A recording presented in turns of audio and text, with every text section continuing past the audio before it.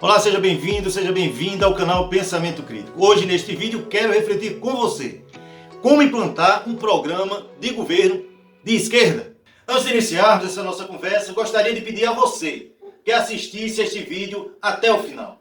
Eu peço também que se inscreva no canal, dê aquele joinha e compartilhe este vídeo com os seus amigos.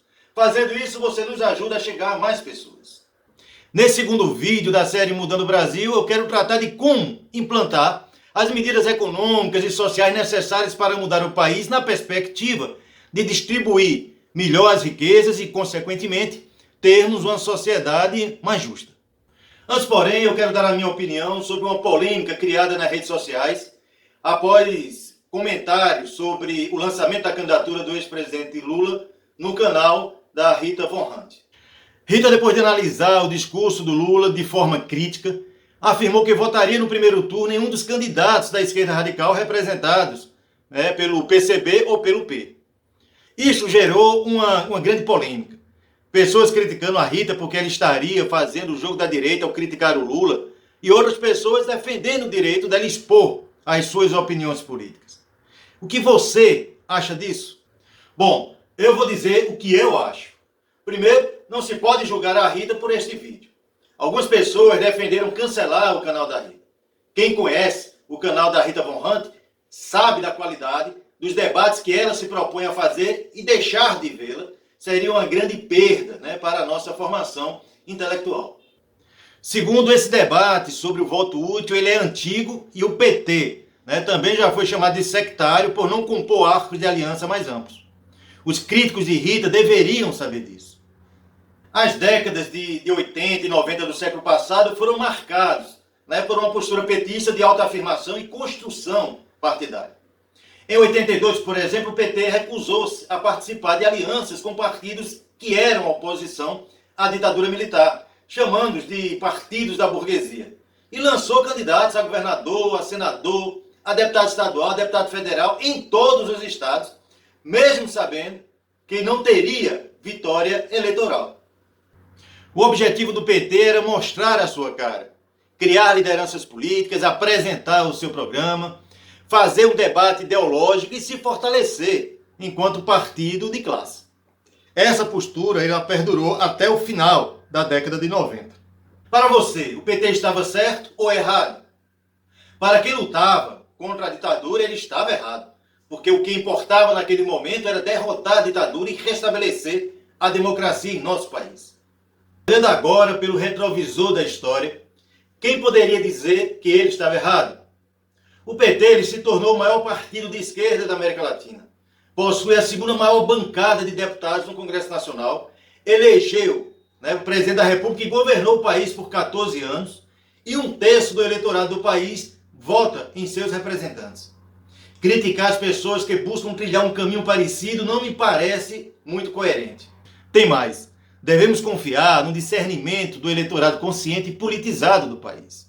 Certamente, muitos dos eleitores que concordam com as críticas feitas pela Rita e pelos partidos de esquerda mais radical ao programa de governo e às alianças do PT e do Lula, votarão no Lula por entender que ele é o único capaz de derrotar o atual presidente. Isso ocorreu em 1982, onde, embora o PT tenha tido uma votação irrisória, parte do eleitorado que não votou em seus candidatos passa a prestar mais atenção naquele novo partido que surgia, com novas ideias e formas de fazer a política, colocando o combate à exploração do trabalhador no centro do seu discurso. Aquela foi uma campanha ideológica do PT. Mas vamos voltar ao tema principal do nosso vídeo. Vivemos em uma conjuntura política muito difícil, transformando a eleição que deveria debater problemas concretos do povo brasileiro, como o desemprego, a fome, a desigualdade social, entre tantos outros, em uma eleição que tem como principal objetivo a defesa da democracia e a luta antifascista. Neste cenário, duas candidaturas se antagonizam e irão polarizar a disputa eleitoral. A candidatura do atual presidente, que me reservarei o direito de não pronunciar o seu nome, e do ex-presidente Lula. Para vencer essas eleições, Lula e o PT articularam uma frente ampla com setores antifascistas, mas que do ponto de vista econômico estão num campo neoliberal e que durante anos estiveram jogando contra os trabalhadores e as suas lutas.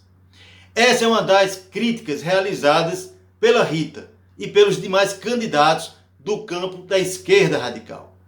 Portanto, o futuro governo Lula, caso vença as eleições, e acho que devemos trabalhar para garantir a sua vitória e posse, será um governo em disputa, onde prevalecerá as posições de quem estiver mais organizado e realizar a maior pressão política. É nesta perspectiva que o canal Pensamento Crítico produzirá os seus vídeos. Defenderemos em cada vídeo propostas e programas que consideramos mais avançados, independentemente se estas propostas constem ou não no programa de governo de quaisquer candidatos do campo da esquerda ou centro-esquerda. Como afirmei no vídeo que está aparecendo aqui, é necessário que um governo que represente os interesses da maioria do povo brasileiro e que se coloque como um governo democrático e popular, passe a utilizar mais os instrumentos de democracia direta, que constam na Constituição brasileira, como o referendo e o plebiscito, e chame a população a debater e decidir sobre temas importantes, retirando de um parlamento que possui em sua composição um grande número de parlamentares corruptos e lacaios dos interesses da classe dominante e dos seus próprios interesses, o poder de barrar as grandes transformações necessárias ao país. Se queremos um país menos desigual e mais justo, precisamos implementar políticas que, primeiro, democratizem o acesso à propriedade, principalmente no campo, realizando uma ampla reforma agrária e implantando uma política agrícola que tenha como principal objetivo a produção de alimentos saudáveis, sem agrotóxicos, e que acabe com a fome da população através de programas governamentais e do retorno aos estoques reguladores de alimentos. Para entender melhor a proposta, sugiro que assista ao vídeo que está aparecendo aqui, produzido pelo canal no ano passado. Segundo, que altere o sistema tributário brasileiro, reduzindo a taxação sobre o consumo e aumentando a taxação sobre a renda. Atualmente, o sistema tributário ele penaliza os trabalhadores e a classe média que utilizam o seu salário na compra de alimentos e de bens de consumo. Enquanto os ricos usam uma pequena parte da sua renda, enquanto o restante ela fica parada em aplicações financeiras ou são utilizadas no exterior. O sistema tributário também é injusto por utilizar uma tabela de imposto de renda que tributa trabalhadores com renda inferior a 2 salários mínimos e não tributa os rendimentos dos ricos advindos de dividendos.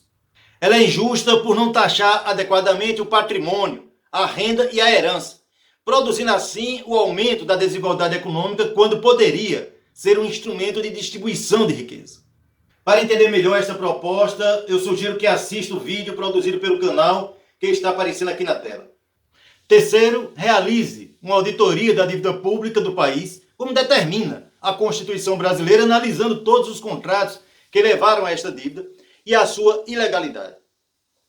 A atual dívida ela é um dos principais entraves ao desenvolvimento do país, fazendo com que o governo gaste mais com pagamento de juros e amortizações da dívida do que investe nas demais áreas do governo, incluindo aí educação, saúde, transporte, segurança, saneamento, pesquisa e tecnologia, entre tantas outras. Sobre este tema eu tratarei depois em um vídeo específico. Só para termos uma ideia, segundo a Auditoria Cidadã da Dívida, em 2020, o governo destinou 39,08% do seu orçamento para o pagamento de juros e amortização da dívida pública, o que representou a bagatela de 1,381 bilhões de reais. Enquanto para a habitação, por exemplo, destinou 0,0001%, ou seja, 3.535.000 reais. Auditar a dívida e saber o verdadeiro tamanho dela possibilitaria ao governo utilizar bilhões de reais a mais na construção de moradias populares, de segurança pública, na construção de escolas públicas em tempo integral, de hospitais, de saneamento básico, de urbanização de favelas, na reforma agrária, na produção de alimentos, na geração de emprego e renda, entre tantas outras ações que beneficiariam o povo e o desenvolvimento do país. E atualmente beneficiam apenas meia dúzia de banqueiros e milionários. A dívida pública representa um ralo do dinheiro público, fruto de impostos pagos principalmente pelos trabalhadores e pela classe média, direto para o bolso dos mais ricos, agravando assim a desigualdade econômica e social do país. Para mim, este é o tripé que sustenta e reproduz a desigualdade social e econômica em nosso país, e enquanto não enfrentarmos a solução destes problemas, toda e qualquer ação de distribuição de renda ela será apenas um paliativo. Não significa dizer também que outras ações não devam ser realizadas, como a redução da taxa de juros cobrada pelas instituições financeiras, que são as mais altas do planeta e são um entrave ao desenvolvimento do país.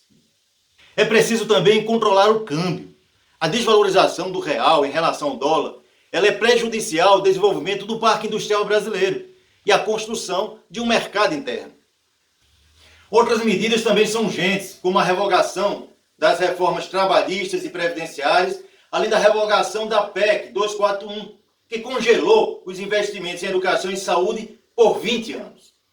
A restatização das empresas públicas privatizadas nos governos Fernando Henrique Cardoso, Temer e no atual governo, como a Vale e a Petrobras.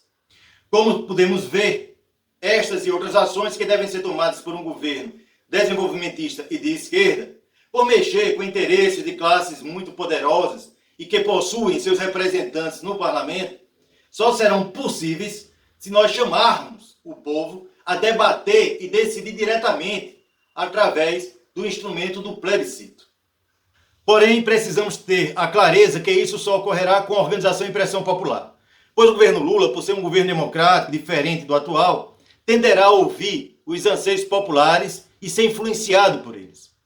É preciso, portanto, não apenas elegermos candidatos do campo da esquerda comprometidos com estas bandeiras, dispostos a ser porta-vozes delas junto ao presidente Lula, mas também montarmos durante esta campanha comitês populares pró-Lula, que tornem-se um espaço permanente de debate e mobilização popular, em defesa do governo e das bandeiras históricas do movimento social, que não poderão ser engavetadas pelo governo que elegeremos, para satisfazer os setores mais conservadores, que certamente estarão com Lula nesta caminhada.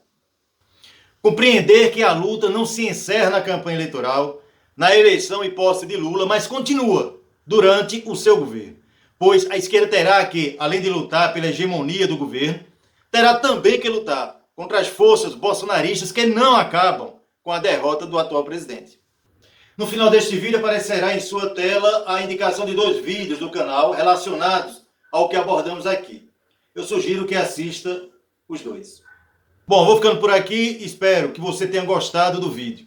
Se você gostou deste vídeo, dê um like, ative o sininho, compartilhe com seus amigos e se você quiser nos dar apoio e assistir outros vídeos do canal, inscreva-se.